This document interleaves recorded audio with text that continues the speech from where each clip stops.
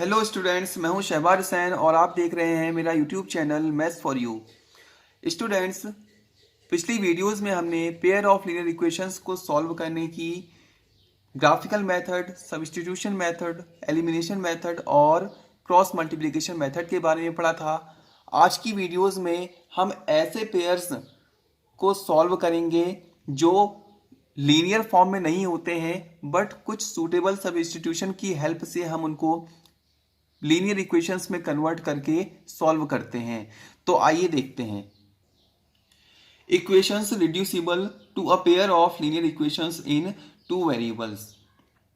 Student, यहां पर हमें जो पेयर ऑफ लीनियर इक्वेशंस दी हुई होती हैं वो लीनियर फॉर्म में नहीं होती हैं। यानी अगर हम एक छोटा सा एग्जांपल लें, जैसे हमारे पास कोई इक्वेशन है 3/x plus 5/y plus 1 equal to 0। ये हमारे पास एक इक्वेशन है, ये लीनियर फॉर्म में नहीं है।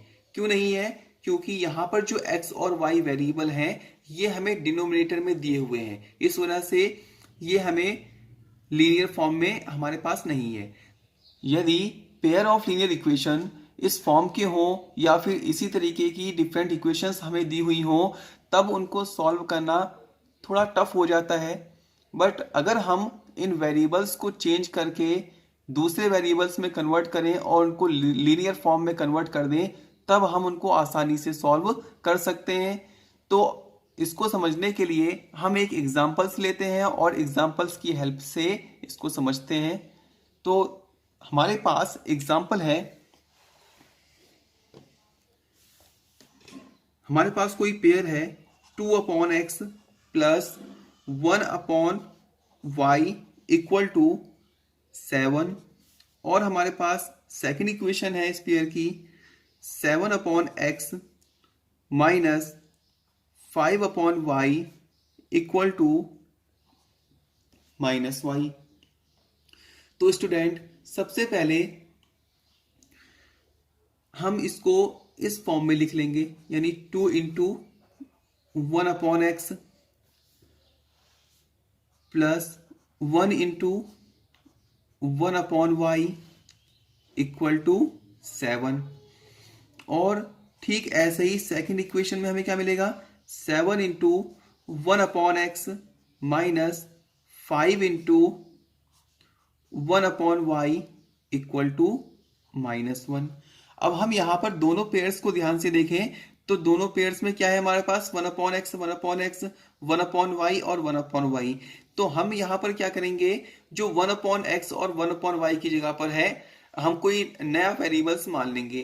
तो हमने माना let 1/x equal to a and 1/y equal to b। Then equations becomes, हमारे पास इक्वेशन क्या बन जाएंगी, जो हमारे पास 1/x है उसकी जगह पर a और 1/y की जगह पर b रख देने पर हमें प्राप्त होगा 2a प्लस 1b, या फिर हम इसको सिंपली b लिखेंगे इक्वल टू 7। और ठीक ऐसे ही सेकेंड इक्वेशन हमारे पास आ जाएगी 7a minus 5b equal to -1। इसको हमने इक्वेशन 1 और इक्वेशन 2 मान लिया। अब जो हमारे पास पेयर्स आए हैं वो पेयर लीनियर फॉर्म में है। तो अब हम यहां पर किसी भी मेथड की हेल्प से, यानी कि आप इनको ग्राफिकल मेथड से, सब्स्टिट्यूशन मेथड से, या फिर एलिमिनेशन या फिर क्रॉस मल्टीप्लिकेशन मेथड की हेल्प से आप इनको सॉल्व कर सकते हैं, जो भी मेथड आपको पसंद है। तो अभी हम इनको एलिमिनेशन मेथड की हेल्प से सॉल्व करेंगे। तो आइए देखते हैं।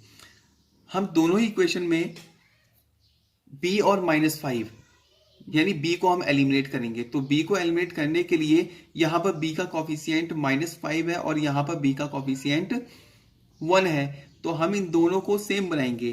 तो हमने क्या करा,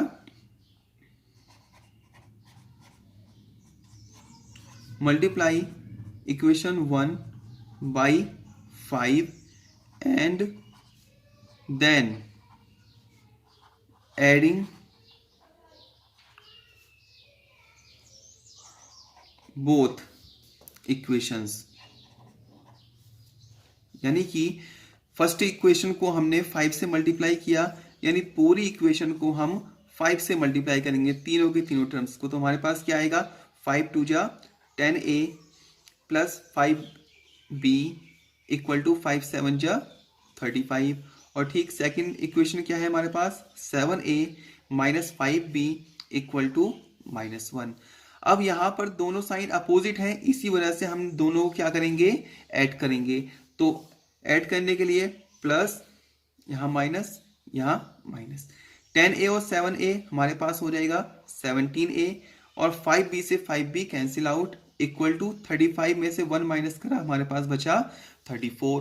तो यहाँ से a की वैल्यू हमारे पास कितनी आ जाएगी, 34 अपॉन 17, यानी 17 2 जा 34। तो हमारे पास 2, यानी a की वैल्यू हमारे पास आ जाएगी 2। अब a की वैल्यूज को इक्वेशन 1 या 2 में से हम किसी में भी रखेंगे। तो हम यहाँ पर इक्वेशन नंबर 1 में a की वैल्यू रख रहे हैं, तो हमने यहाँ पर लिखा substituting the value of a in equation number 1 we get, अब हमारे पास फर्स्ट इक्वेशन क्या है, 2a plus b equal to 7। तो a की जगह पर हम 2 रखेंगे, क्योंकि 2 की वैल्यू, a की वैल्यू हमारे पास 2 आई थी। तो 2 इंटू 2 प्लस बी इक्वल टू 7, 2 2 जा 4 प्लस बी इक्वल टू 7। 4 को राइट हैंड साइड में ट्रांसपोज किया तो b इक्वल टू हमारे पास आया 7 minus 4, so b equal to 7 minus 4 3। तो यहाँ से जो हमने वेरिएबल्स माने थे, a की वैल्यू हमें 2 प्राप्त हो गई और b की वैल्यू हमें 3 प्राप्त हो गई। तो अब जो हमने वेरिएबल a और b माने थे, अब उनकी एग्जैक्ट वैल्यू को रख देते हैं। तो a को हमने क्या, a की जगह पर क्या था हमारा, 1/x था, तो 1/x इक्वल टू 2। तो यहाँ से हमारे पास x और 2 को जब हम एक्सचेंज कर देंगे तो हमारे पास x इक्वल टू आ जाएगा 1/2। ठीक इसी प्रकार से b हमने किसको माना था, 1/y को माना था, तो 1/y इक्वल टू 3 आया और यहाँ से y और 3 को एक्सचेंज करने पर हमारे पास वैल्यू प्राप्त होगी 1/2। तो इस प्रकार से हम ऐसी इक्वेशंस जिनमें वेरिएबल हमें डिनोमिनेटर में दिए हुए होते हैं या फिर जो हमें लीनियर फॉर्म में नहीं दी हुई होती हैं, उनको हम इस प्रकार से सॉल्व करते हैं। स्टूडेंट्स, अब हमारे लिए एक प्रश्न यह भी उठता है कि ऐसी इक्वेशंस को सॉल्व करने की बस यही मेथड होती है या फिर हम किसी दूसरी मेथड की हेल्प से भी इनको सॉल्व कर सकते हैं। तो जवाब है यस, हम इसको दूसरे तरीके से भी सॉल्व करते हैं। तो आइए देखते हैं कि वो दूसरा तरीका क्या है। स्टूडेंट, ऐसी इक्वेशंस को दूसरी मेथड से सॉल्व करने के लिए हमने एक दूसरा एग्जांपल लिया है और इसकी हेल्प से हम सॉल्व करेंगे। तो आइए देखते हैं। स्टूडेंट, हमारे पास पेयर ऑफ लीनियर इक्वेशंस कुछ इस फॉर्म में है, 10/x plus y plus 2/x minus Y equal to 4 and 15/x plus y minus 5/x minus Y equal to -2। इसको हमने इक्वेशन 1 और इक्वेशन 2 मान लिया। तो स्टूडेंट, यहाँ पर हम क्या करेंगे, हम यहाँ पर जो हमने एलिमिनेशन मेथड पहले पढ़ चुके हैं, हम उसकी हेल्प से हम इनको सॉल्व करेंगे। तो यहाँ पर हम x माइनस वाई दोनों ही इक्वेशंस में जो डिनोमिनेटर है हमें सेम दे रखे हैं। वो फर्स्ट इक्वेशन में भी x प्लस वाई है और सेकंड इक्वेशन में भी x प्लस वाई है। ठीक ऐसे ही यहाँ पर x माइनस वाई और x माइनस वाई है। तो यहाँ पर हम इनके कॉफिशिएंट को देखें तो यहाँ पर हमारे पास कॉफिशिएंट 2 है और यहाँ पर 5 है। तो हम यहाँ पर इस सेकंड टर्म को हम एलिमिनेट करेंगे। तो इक्वेशन नंबर 1 को 5 से और इक्वेशन नंबर 2 को 2 से मल्टीप्लाई करके हम ऐड करेंगे, क्योंकि हमें यहाँ पर दोनों ही टर्म के साइन अपोजिट दिए हुए हैं। तो हमने इक्वेशन नंबर 1 को 5 से मल्टीप्लाई करा और इक्वेशन नंबर 2 को 2 से मल्टीप्लाई किया और दोनों को ऐड कर दिया। तो ऐसा करने पर हमारे पास क्या आया, हमने इक्वेशन नंबर 1 को हमें 5 से मल्टीप्लाई करना है और सेकंड को 2 से मल्टीप्लाई करना है। तो हमें क्या प्राप्त होगा, 10 5 जा 50 अपॉन एक्स प्लस वाई, और यहाँ पर प्लस 5 2 जा 10 upon x minus Y equal to 5 4 जा 20। ठीक ऐसे ही सेकंड इक्वेशन को हमने 2 से मल्टीप्लाई किया तो हमारे पास आया 15 2 जा 30 अपॉन एक्स प्लस वाई, 2 5 जा 10 upon x minus Y equal to 2 2 जा 4 माइनस का 4। अब यहाँ पर हम ध्यान से देखेंगे हमारा सेकंड टर्म सेम हो गया है, तो अब हम इन दोनों को ऐड कर देंगे। तो ऐड, ऊपर माइनस है तो यहाँ पर भी माइनस होगा और यहाँ पर भी माइनस ही होगा। आगे देखते हैं, फर्स्ट टर्म में डिनोमिनेटर हमारा सेम है एक्स प्लस वाई, तो हम इनको डायरेक्टली ऐड कर देंगे। तो 50 प्लस 30 कितना हो जाएगा हमारे पास, 80 upon x plus y. Student यहाँ पर ध्यान देने वाली बात यह है कि डिनोमिनेटर सेम होना चाहिए, अगर सेम नहीं है तो हम उस वहाँ पर दोनों को सेम बनाएंगे, तब हम उनको ऐड करेंगे या सब्ट्रैक्ट करेंगे। यहाँ पर एक्स प्लस वाई और एक्स प्लस वाई डिनोमिनेटर में सेम था, इसलिए हमने इनको डायरेक्टली ऐड कर दिया। यहाँ पर 10 upon x minus y minus 10 upon x minus y करेंगे तो दोनों कैंसिल आउट हो जाएंगे, और यहाँ पर हमारे पास कितना आएगा, 20 माइनस 4 यानी कि